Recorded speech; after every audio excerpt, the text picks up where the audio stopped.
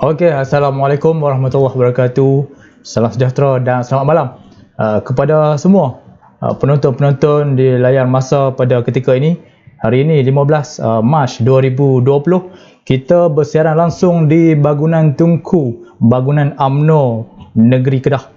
Pada malam ini kita akan membicarakan tentang tajuk yang kita kupaskan bersama nanti, iaitu Menteri Belia dan Sukan, apa kata orang muda.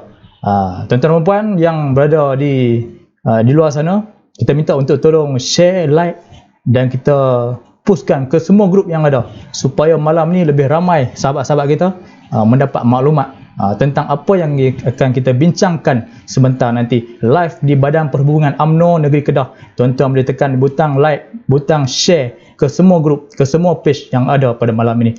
Jadi saya perkenalkan di sebelah kanan saya, tidak lagi asing bagi kita, iaitu saudara Helmi Ilyas, iaitu pengerusi Gerakan Belia 4B Negeri Pulau Pinang yang juga naib Ketua Pemuda UMNO bahagian Permatang Poh, yang kita tengok hari-hari live dalam Penang Online dan sebagainya. Jadi inilah kita bawakan khas dari Pulau Pinang. Selalunya kita guna bomoh tempatan saja. Pada malam ni kita guna bomoh luak sikit. Itu mai daripada Pulau Pinang. Jadi apa khabar Helmi? Baik, alhamdulillah. Terima kasih banyak Najib atas undangan. Okey, baik. Terima kasih saudara Helmi datang pada malam ni bersama dengan sahabat-sahabat.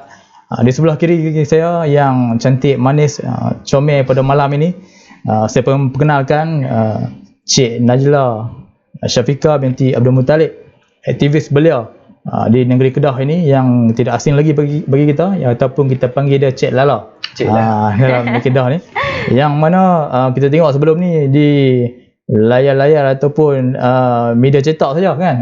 Malam ni kita buat khas di live Badan Perhubungan UMNO Negeri Kedah. Tuan-tuan dan puan, sekali lagi saya minta untuk share, like butang yang ada pada tuan-tuan dan puan di Facebook, live Facebook kita, untuk kita mendapatkan view yang tinggi pada malam ini. Kita jangkakan 500 ke 1000 view yang tengok secara live. Okey, baik tuan-tuan dan puan, tajuk yang akan kita bawakan pada malam ini adalah Menteri Belia dan Sukan, apa kata anak muda.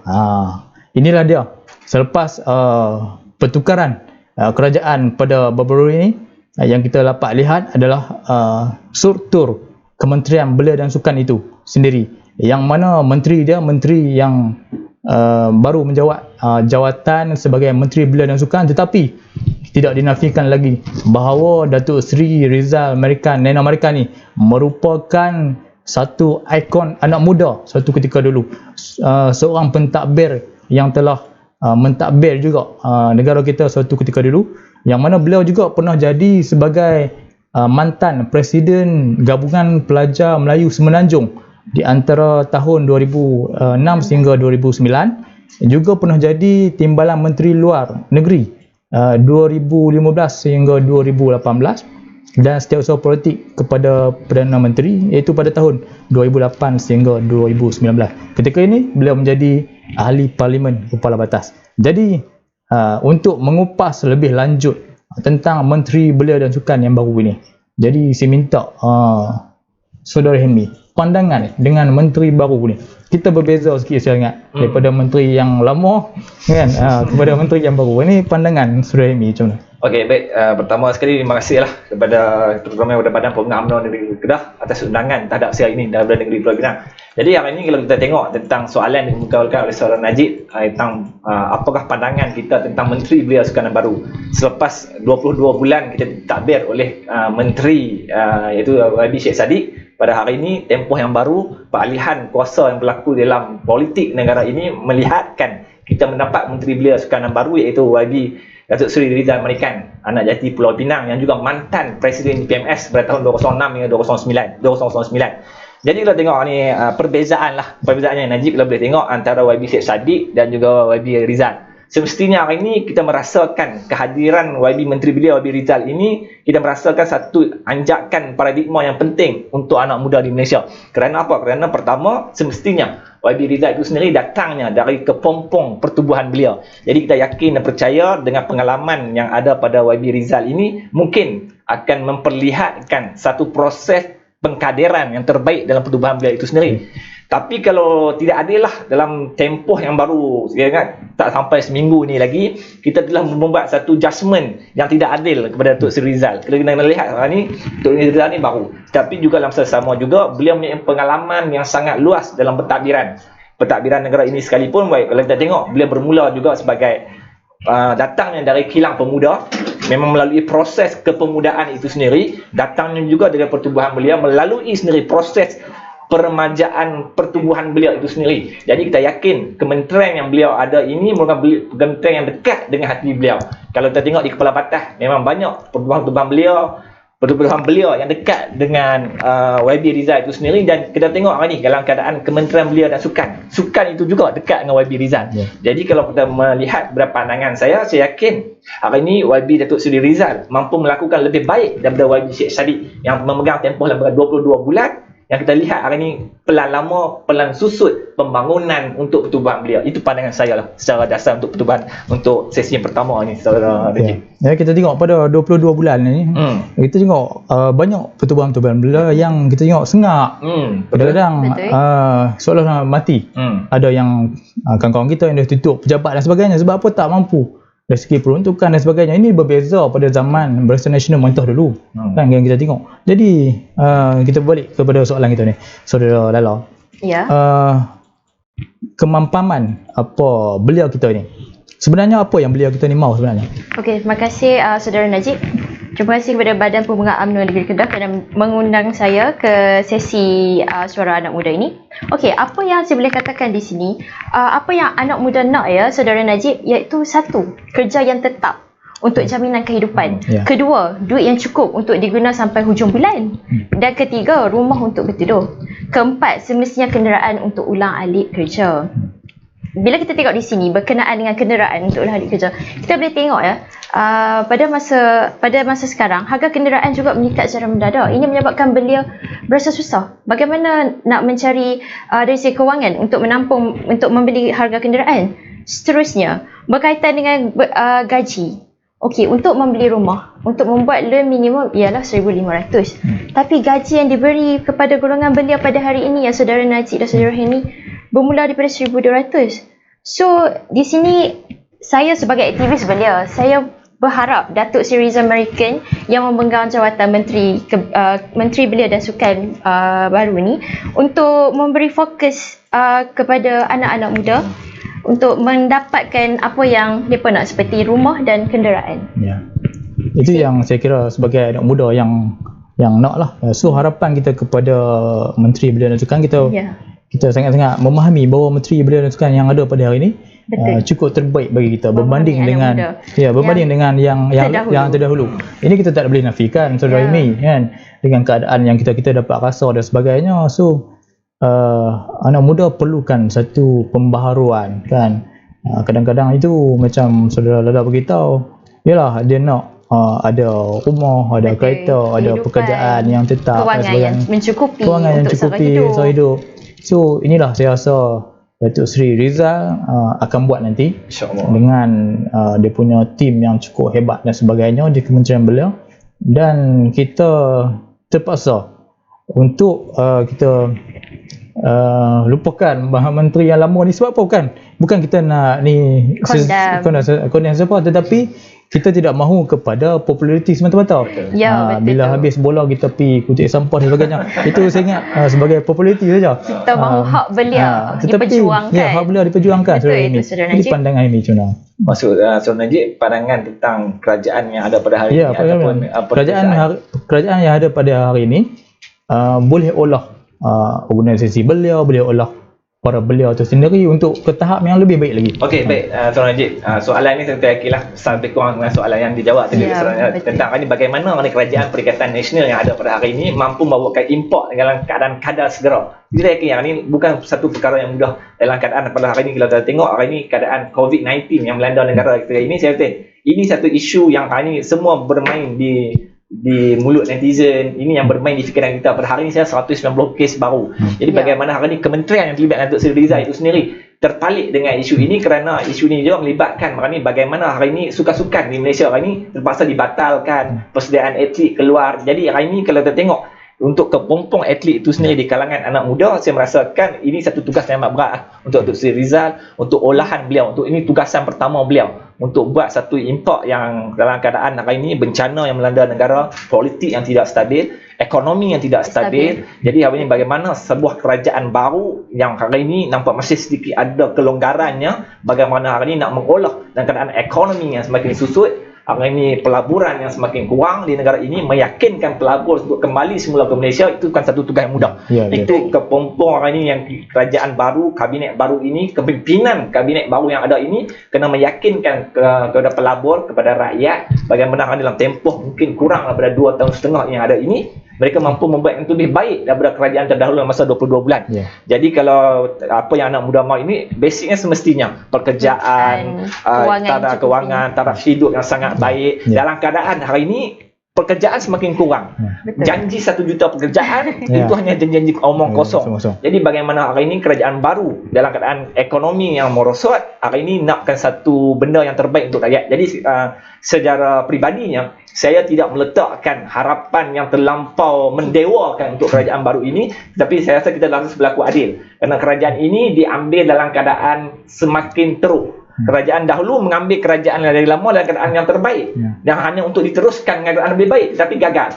Jadi kerajaan yang ada ini mengambil dari kepompong sudut yang sangat teruk dan untuk membentuk semula menjadi yang terbaik. Jadi ini satu proses yang mungkin sikit mengambil masa, tapi kita yakin dengan barisan yang ada pada kabinet kita insya-Allah. Saudara Amy, inilah cabaran yang kita kata cabaran pada masa ni ataupun tahun 2020 ni. Dengan 22 bulan yang lepas dan sebagainya. Saya juga tertarik dengan saudara Helmi tentang penyakit yang melanda kita ketika ini, iaitu COVID-19, dan kita doakanlah sahabat tuan-tuan yang ada di luar sana supaya COVID-19 ni kembali pulih, terutamanya sekali dalam negara kita lah. Yang mana Menteri Belia dan Sukan pada yang saya ingat pada semalam telah mengeluarkan satu arahan untuk membatalkan apa saja aktiviti program, perhimpunan dan sebagainya. Ini adalah benda yang terbaik lah saya ingat, kan? Jadi Najla, kan? Kita berbalik kepada soalan kita ni, tentang kadang-kadang kita melihat kepada kesempitan para beliau tu sendiri. Beliau kadang-kadang ialah politik lah, okay? Pada masa yang sama dia juga nak melihat negara ini berada stabil dengan kemajuan dia yang ada, keamanan dia. Jadi terutamanya soal peluang pekerjaan ni, yang tepat. Apa pandangan bukan kerjaan yang lepas ni, iaitu pekerjaan PH ni pernah menjanjikan 1 juta peluang pekerjaan ni, kan? Tetapi kita tengok bukan 1 juta peluang pekerjaan yang dapat, dah semakin merosot lagi, kan? Jadi pandangan. Bila kita tengok bila kerajaan terdahulu menjanjikan 1 juta peluang pekerjaan, tapi kita kena relate balik dengan keadaan semasa. Okey, kita tengok pada hari ini macam saudara Helmi cakap, apabila jadinya penyakit COVID-19, ekonomi tak stabil, politik tak stabil, ramai pelabur-pelabur yang rasa sangat takut dan tak confident. Okey, di sini kita boleh melihat, kita boleh kaitkan dengan kenapa para belia tidak mendapat pekerjaan. Di sini ini kerana kerajaan terdahulu bagi saya lah gagal menarik pelabur asing untuk melabur. Seterusnya, bila kita gagal tarik, of course kilang akan tutup. Contohnya di sikit.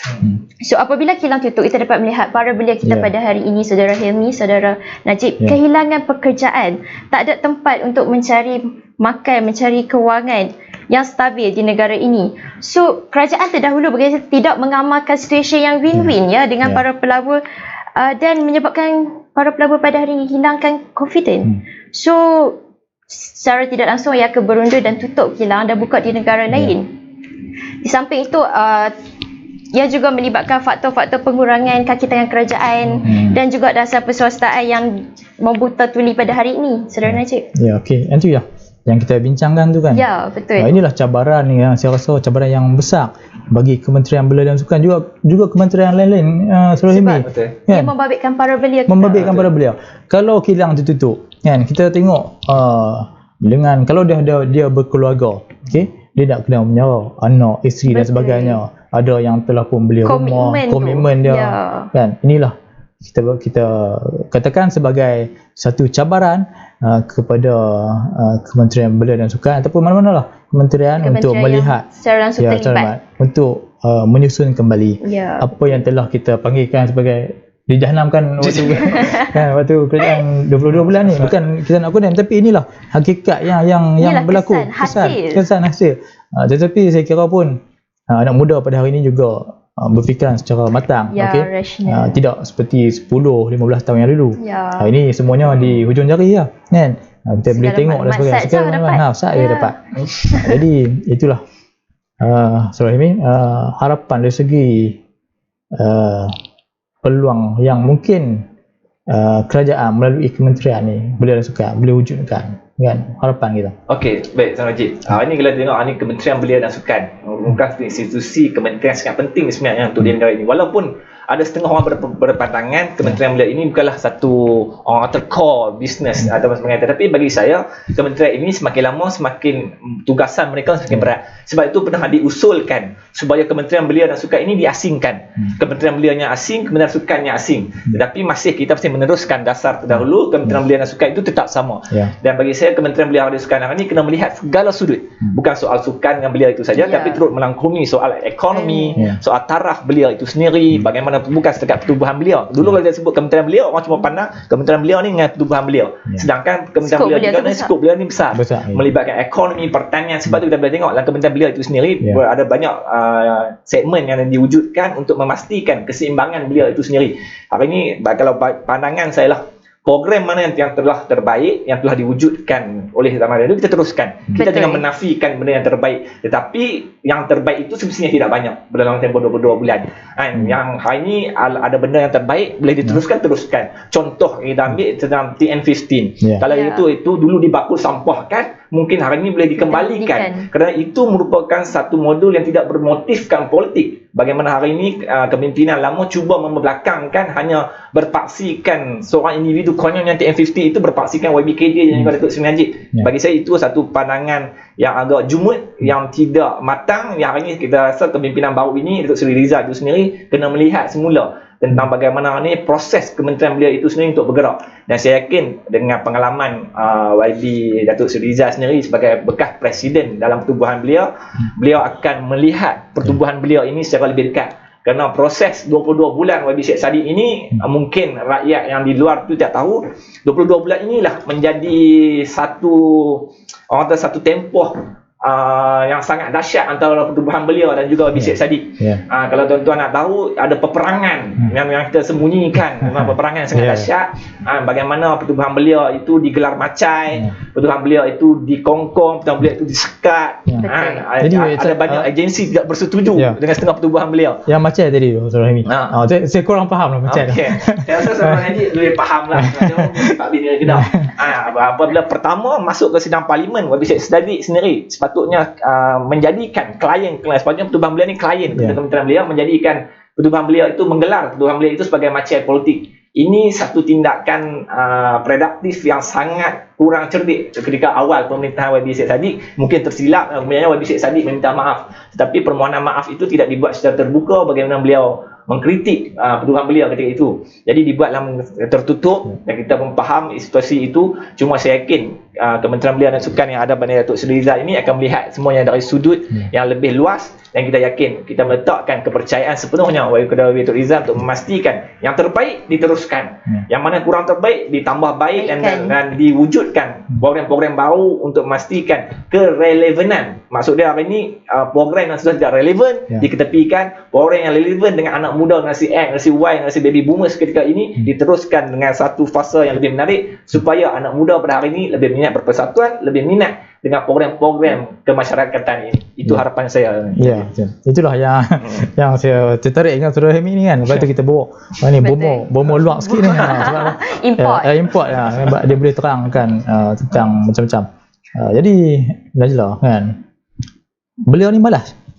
Itu saya. Soalannya, beliau ni malas. Saya rasa tu. Ya. Okey, berkaitan dengan katakan beliau malas, saya rasa benda tak patut dikatakan beliau malas. Jika dikatakan beliau malas, pasti kerajaan terdahulu sudah gagal. Betul Najib? Ya, betul. Okey. Bila kita tengok contohnya pada kita ambil golongan, kalau kata gagal, golongan veteran dahulu sudah gagal. Bila kerajaan gagal, dari segi mendidik, memberi bimbingan dan memberi tunjuk ajar yang sewajarnya. Okey, bila kita kata beliau kononnya malas di sekolah, cikgu sepatutnya, para pendidik sepatutnya menasihati, bukannya mengkondem pelajar untuk ke sekolah. Kedua ialah berkaitan beliau, bila dikatakan beliau malas berusaha untuk mencari kerja, sepatutnya tidak boleh diperkatakan sebegitu. Para masyarakat sepatutnya menyokong dan memberi, tidak boleh memberi satu stigma kepada para beliau, sepatutnya memberi satu jalan untuk beliau berusaha mencari pekerjaan. Selain itu, beliau juga dikatakan malas bekerja. Macam mana dikatakan malas bekerja? Syarikat-syarikat besar untung. So di sini kita tidak boleh membuat konklusi mengatakan beliau malas. Beliau tidak malas. Kita lihat di sini beliau juga ada inisiatif untuk menjadi usahawan, ada inisiatif untuk jadi petani muda. So di mana dikatakan sebagai beliau itu malas, Saudara Najib? Sebab itulah kita tengok banyak atau beliau kita pada hari ini yang melakukan online jualan dan sebagainya. Jadi platform online kan. Kita tengok yang jaga ataupun bawa food panda dan sebagainya kan. Jadi banyak atau kita tak boleh kata beliau malas. Maksudnya peluang pekerjaan tu perlu disediakan lagi banyak oleh kerajaan lah. Tetapi kita tengok ini tidak berlaku pada 22 bulan yang lepas, Rahimi kan. Jadi itulah dengan pengalaman Datuk Seri Rizal, mereka ni kita yakin dengan pengalaman dia yang ada, kita yakin dia akan menambahkan lagi insya-Allah peluang pekerjaan. Doakan. Jadi sahabat-sahabat di luar sana, kita minta untuk teruskan like ataupun share ke semua grup tentang perbincangan kita pada malam ini. Perbincangan yang cukup menarik. Kita bawakan khas dua orang ahli panel kita pada malam ini, Saudara Helmi Elias, pengerusi Belia 4B Pulau Pinang, dan juga naib Ketua Pemuda UMNO bahagian Pematang Pau, tempat yang berhormat. Orang muda juga. Orang muda. Kan? Sebelum tu Datuk Seri Anwar Ibrahim kan. Okey, dan juga saudari Lala kan, kita bawakan khas pada malam ni. Jadi teruskan untuk sokong kita live pada malam ni di page Badan Perhubungan UMNO Negeri Kedah. Teruskan like dan share, tunjukkan bahawa kita live pada malam ini. Okey, kita melihat kerajaan Pakatan Harapan yang sebelum ni, dari segi persatuan-persatuan beliau, ya kita tahu bahawa mereka juga menubuhkan, kita panggil sebagai Youth Club kan, Youth Power Club kan. Pada masa yang sama kita melihat persatuan-persatuan beliau yang lain seolah hidup segan mati tak mau, dia nak dirikan dan sebagainya. Ini bukan kita saja-saja kata Lala, Helmi, kita merasai. Saya juga sebagai pengerusi Pak Bin Negeri ni, kita merasai apa yang berlaku pada 22 bulan itu. Jadi pandangan tu, bukan kita menidakkan persatuan yang lain yang baru dan sebagainya, tetapi kita perlu melihat bahawa persatuan yang lama pun mempunyai nilai dia yang kalau kita suntikkan semangat bahawa kita boleh lagi maju ke depan. Jadi pandangan.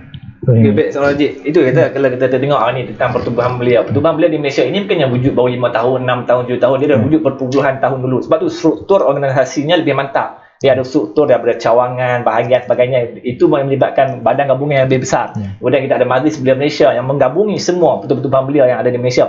Jadi apabila munculnya YB Sheikh Saddiq sebagai Menteri Belia Muda di Malaysia, kita mengakui itu satu pencapaian terbaik lah bila hari ini orang muda dilantik sebagai Menteri Belia dan Sukan ketika itu.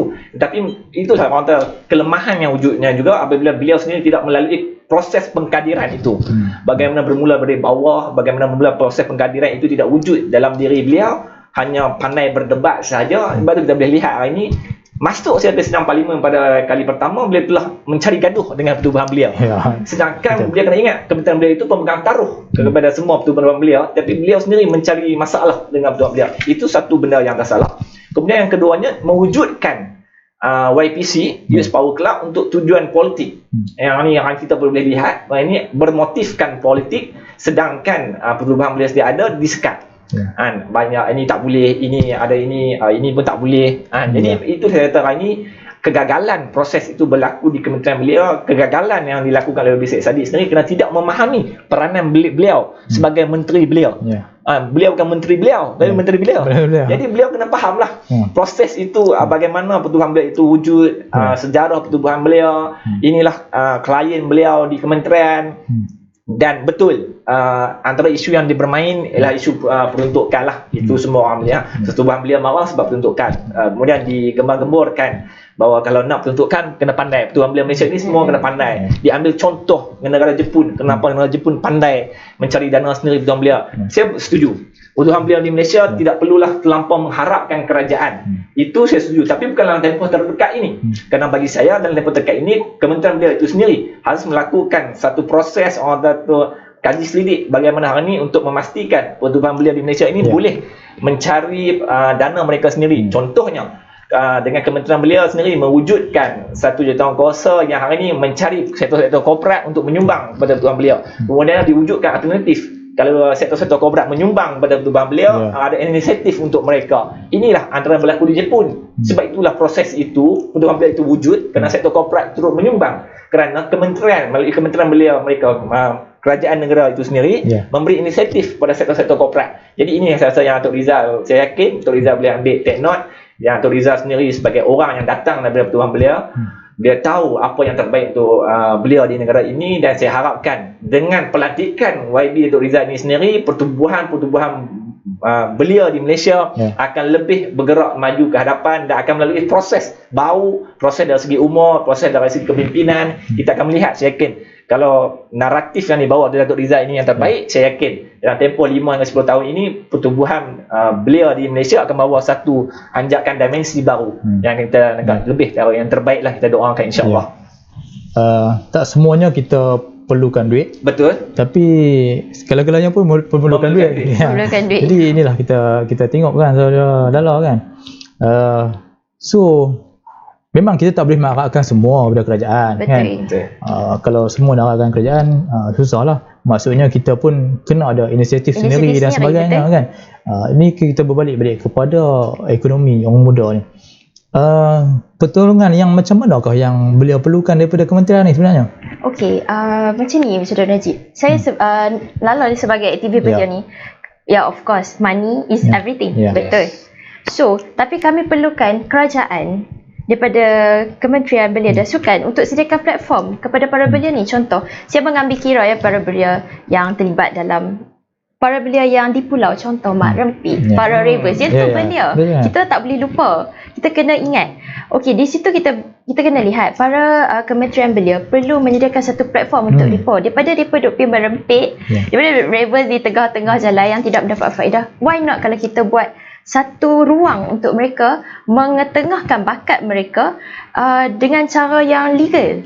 Tak ada masalah kat Saudara Najib, Saudara Helmi. Di situ kita boleh monitor para belia ni supaya tidak terjadi gejala-gejala sosial lagi. So janganlah benda ni hanya atas kertas. Saya berharaplah sebagai aktivis belia ni, tolong cakap apa, mohon untuk tolong para belia ni untuk tunjukkan diri, bagi mereka peluang untuk bersama-sama seiring yang kita berjalan. Dan saya rasa belia dengan keadaan ini, belia akan terus menjadi belia-belia yang terbiar ni akan menjadi satu belia yang mendapat kebaikan bersama. Kita dengan Menteri Belia tu macam mana, ada berminat dengan Menteri Belia yang lama tu atau macam mana? Ataupun suatu, ataupun dia punya cara kerja dia tu macam mana? Mungkin cara kerja ada yang baik kita ambil, macam Saudara Helmi kata, yang buruk tu kita tambah baikkan atau gantikan dengan yang baru. Saudara Helmi mungkin nak tambah sikit tentang apa yang Lala beritahu tadi? Itu Lala kata apa yang terbaik teruskan lah. Saya setuju apa yang terbaik dan setuju. Sebab mana mungkin dalam sebuah satu pokok itu semua buah itu buruk.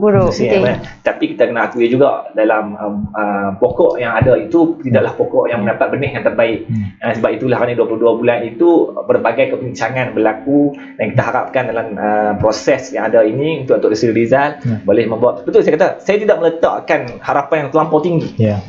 Tetapi saya yakin pengalaman yang ada dengan pelbagai krisis yang wujud di negara ini, dengan COVID-19, dengan pelabur, dengan duit pun tak ada, kita yakin kerajaan ini mampu mengatasinya dengan sokongan rakyat. Sebab itu kita sebagai rakyat Malaysia, kita harus memberikan sokongan yang terbaik kepada kerajaan ini. Dalam keadaan ini saya yakin rakyat dah meluat berpolitik. Ya, Rakyat dah sangat terkesan dengan isu politik berlaku dalam sebulan ini dalam Malaysia. Jadi hari ini yang kita nak move on. Kita nak terbaik untuk negara kita. InsyaAllah kita doakanlah sebagai rakyat Malaysia yang bertanggungjawab, kita nak doakan yang terbaik untuk negara kita, dan kita harapkan hari ini wa'imah apa berlaku sekalipun, last kali endingnya untuk kebaikan rakyat. Itu yang terbaik, insyaAllah. Saya setuju dengan saudara Helmi dalam yalah, politik lah.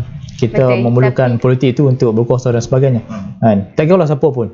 Tetapi anak muda, para belia kita pada hari ini menghadkan ini politik itu, selepas habis politik dia nak sesuatu daripada, tak kira lah politik, daripada hasil daripada politik itu. Macam mana? So dekat sini, bila apa yang dikatakan oleh saudara Najib, so semestinya lah bila dikatakan berkaitan politik dan anak muda, want something is pada saya lah sebagai aktivis belia ni, kerajaan, peluang pekerjaan. Ya, berbalik pada peluang pekerjaan. Okey, antara pertolongan yang saya harap pihak kerajaan boleh dapat ialah kena buka saluran yang betul untuk para belia yang berpotensi ini. Contoh seperti yang saya katakan tadi, usahawan muda yang berniaga online, yang berniaga menjadi dropship dan ejen dan sebagainya. So daripada sini kita boleh melihat para belia untuk mendidik para belia menjadi usahawan yang berpotensi ini, kita boleh mendidik daripada sekolah. Kita tubuhkan satu bengkel keusahawanan, mengajar modul berkaitan dengan apa itu share partner, apa itu permulaan perniagaan. So daripada situ kita dapat menggalakkan anak-anak muda ini berbisnes di samping daripada menunggu kerja daripada contoh jabatan-jabatan kerajaan dan sebagainya.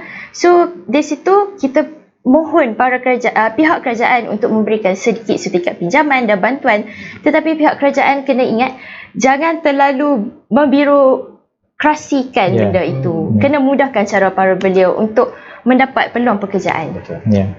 Jadi Saudara Helmi, Saudara Helmi juga sebagai seorang usahawan muda, anak muda, jadi mungkin ada nasihat yang boleh kita bagi kepada anak muda di luar sana yang dia baru habis sekolah, baru habis lepasan universiti, ijazah dan sebagainya, jadi dia tak tahu nak pergi ke mana. Kadang-kadang bidang yang dia ambil ni pun tak kena, tak selari. Dia nak kerja, dia tapi selalunya macam tu macam tu je.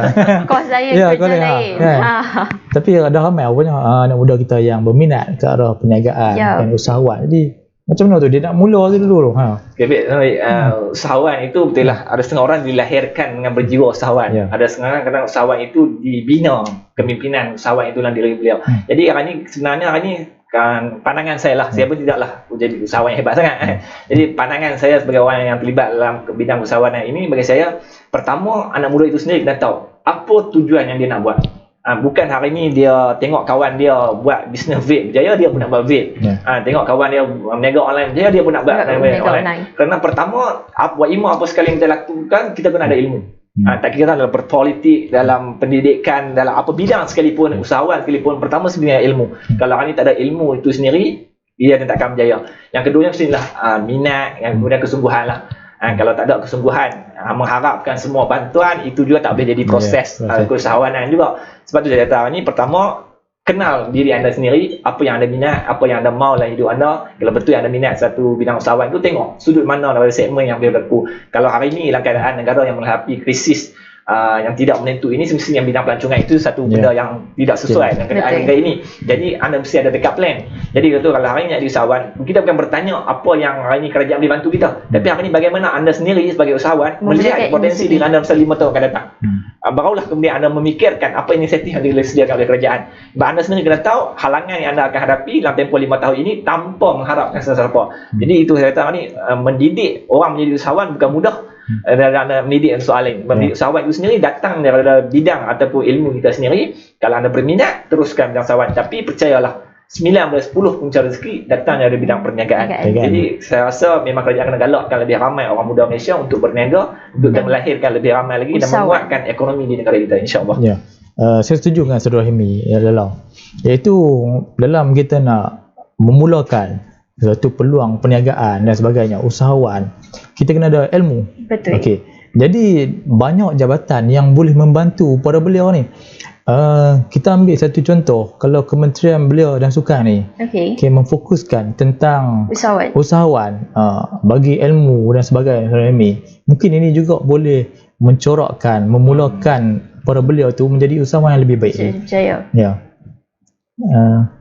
Okey, mungkin Saudara Rahmi nak tambah. Okey, saya tambah sikit lah. Kita ada IKBN dan sebagainya. Kementerian, semua kementerian saya rasa ada modul-modul yang libat untuk usahawan. Contoh, kalau di Kementerian Pertanian kita ada agropreneur muda. Kemudian di Kementerian Belia sendiri mewujudkan berbagai orang-orang usahawan. Malah di IKBN itu sendiri diwujudkan salah satu kos yang dalam satu subjek juga diajar subjek keusahawanan di AKTBN, tak silap saya. Jadi kita boleh lihatlah. Cuma kita boleh tengok ni bagaimana proses tu, kadang-kadang birokrasi yang disebut Lala tadi antara kementerian. Bagaimana hari ni Kementerian Pertanian dengan program agropreneur muda itu nak dilibatkan sekali dengan libat urus melibatkan Kementerian Belia. Kerana kliennya banyak berujuk di Kementerian Belia.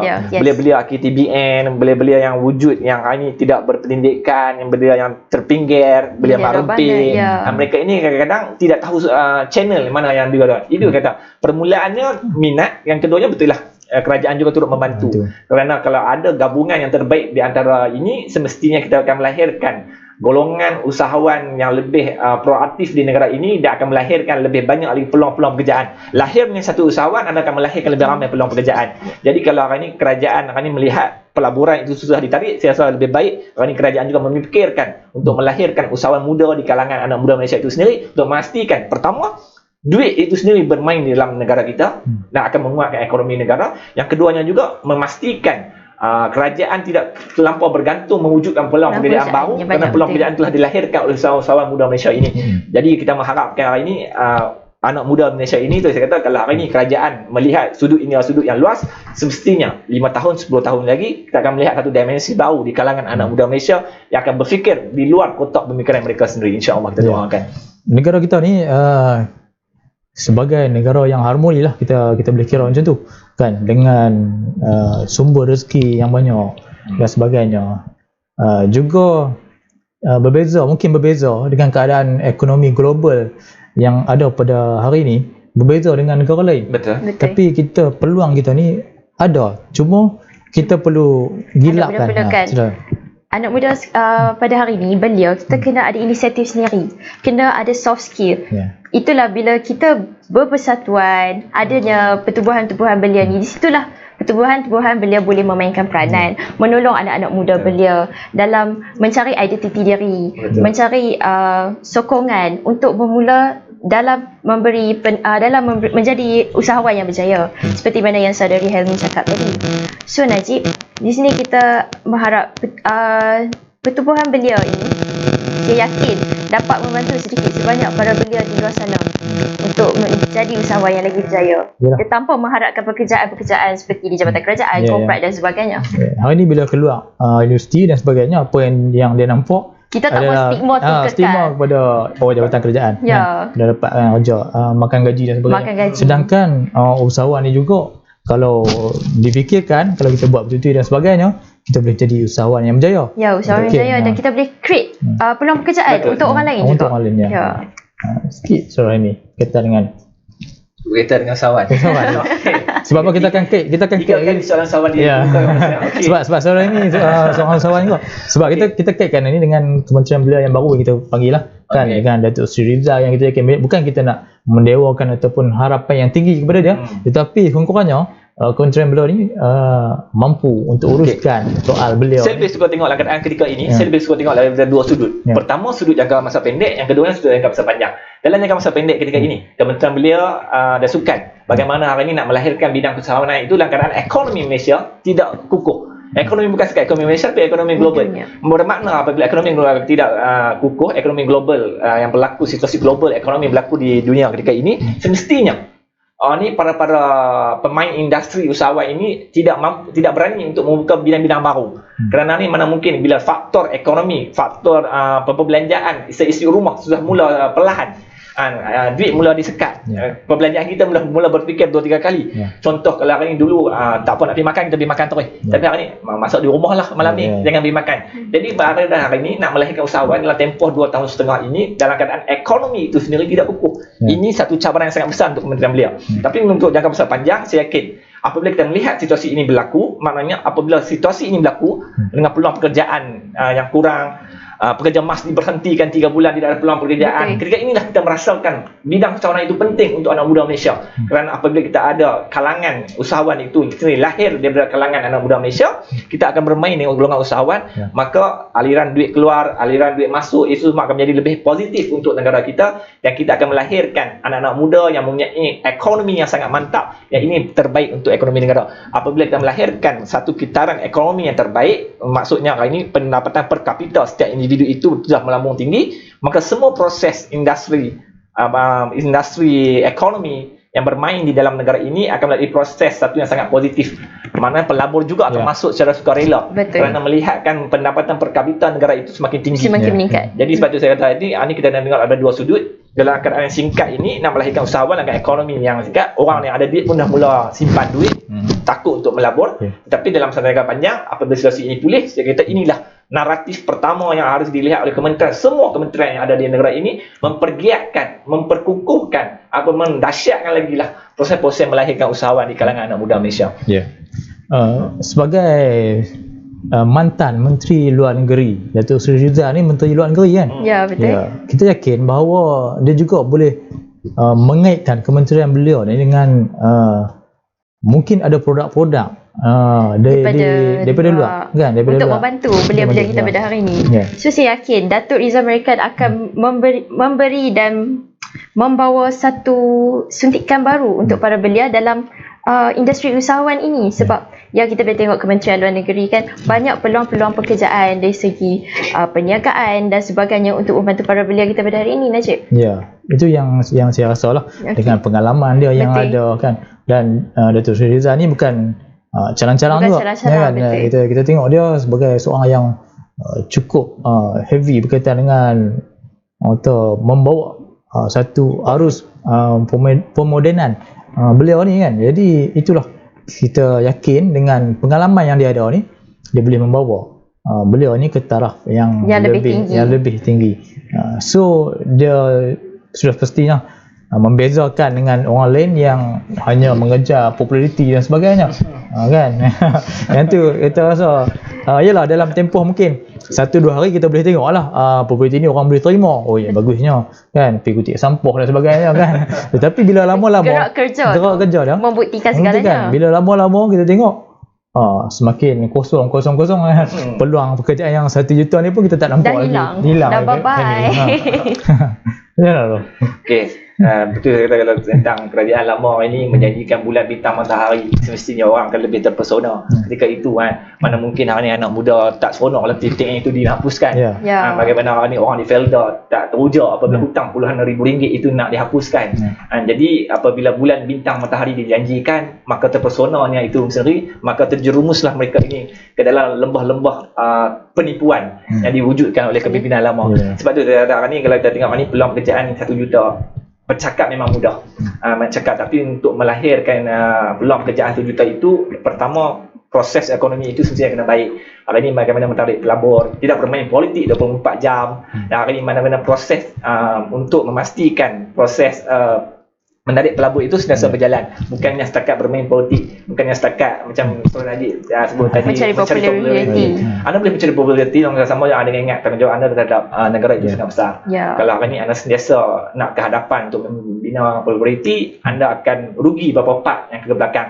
Apabila anda asyik kalut dengan Gojek, kalut dengan itu dan sebagainya, anda akan menyebabkan lebih ramai anak muda hari ini yang semakin lama semakin meningkat pekerjaan. Kita kena ingat proses kelahiran dia usaha graduan di Universiti Malaysia semakin lama semakin meningkat. Dengan IPTA yang semakin banyak, semakin menjadi jadi. IPTS yang semakin banyak. Bagaimana hari ini dalam masa 1 tahun ratusan ribu rakyat graduan baru dilahirkan di negara ini, sedangkan peluang pekerjaan itu tidak sekata. Jadi kita boleh lihat ini demand kurang, tapi proses itu berlaku tinggi. Jadi bila supply itu lebih banyak daripada demand, Saya rasa itu menyebabkan faktor yang hari ni macam tadi Lala sebut, belajar bidang lain, keluar kerja bidang lain. Ini dah tadi satu fenomena di Malaysia.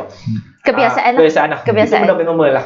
Dulu kalau sambung belajar pun bukan sebab minat bidang tu, sebab terpaksa. Sebab nak sambung belajar pun terpaksa. Jadi ni proses ini saya rasa satu benda yang kerajaan kena tengok, sebab hari ni kita dah melahirkan satu proses anak muda yang hari ni keluar dari bidang universiti. Pertama dia fikir nak kerja saya.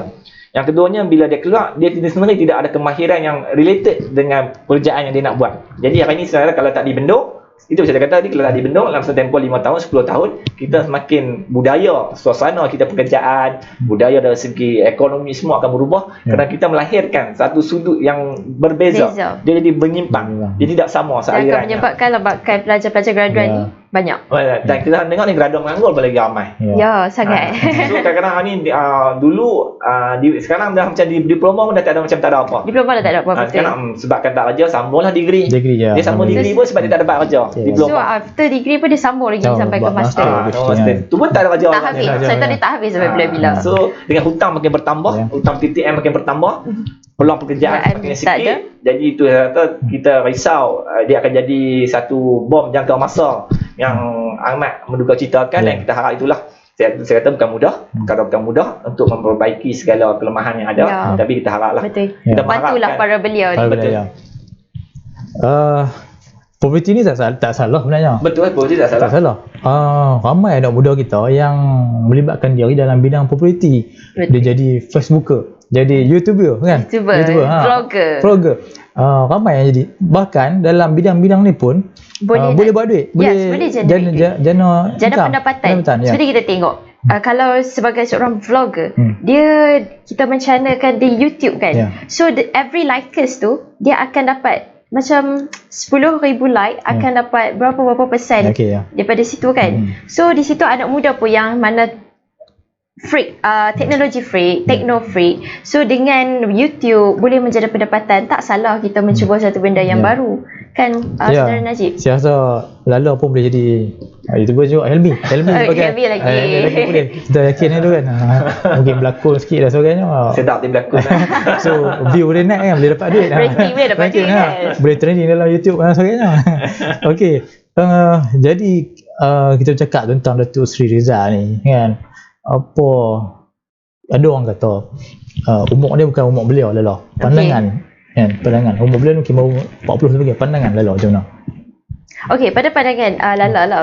Lala duk scroll Twitter, Instagram, tengok Datuk Rizal. Dia sangat mendekati anak muda. Walaupun Lala ni bukanlah kenal dia secara rapat, tak pernah bertemu bersuar muka berdepan. Tapi saya rasa bagilah peluang pada Datuk Rizal Amerika. Kita tengok dia sangat menyantuni anak muda, join program-program beliau.